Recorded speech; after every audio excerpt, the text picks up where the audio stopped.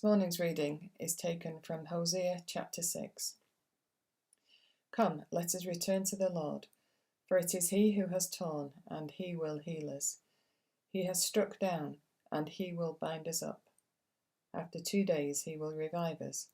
On the third day he will raise us up, that we may live before him. Let us press on to know the Lord.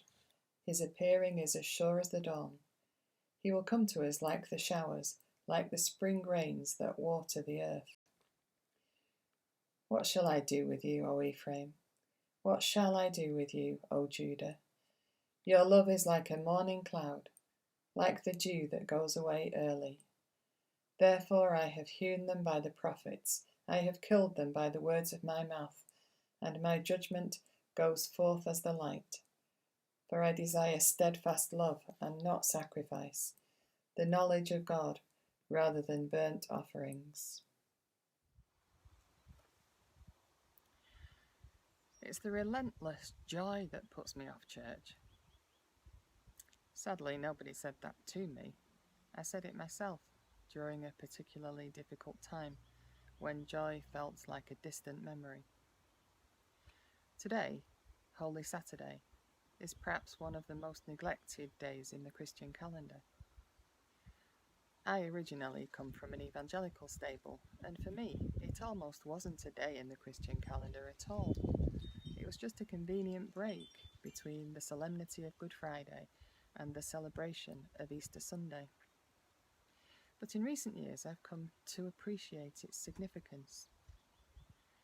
It's a day that resonates with some of, at least my, Christian experience.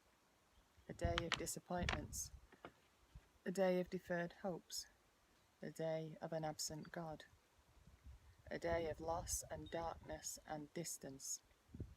It doesn't chime well with hopes of a victorious Christian life of joyful fellowship with the Son in the power of the Spirit and in intimacy with God, does it? It's a day in which there seems to be no end in sight. In our Old Testament reading, God says to Ephraim and to Judah, "What shall I do with you? I want your steadfast love, not ostentatious acts of fickle affection." What does God do for each of us?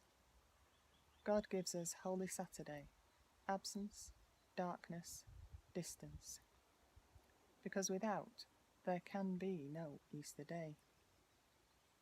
Although resurrection is always announced with white lilies and bright lights and loud music, that isn't how it begins.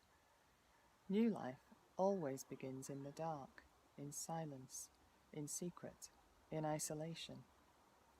Our comfort or discomfort with the darkness of today might provide a reliable indicator of how well we understand the brightness of Resurrection Sunday.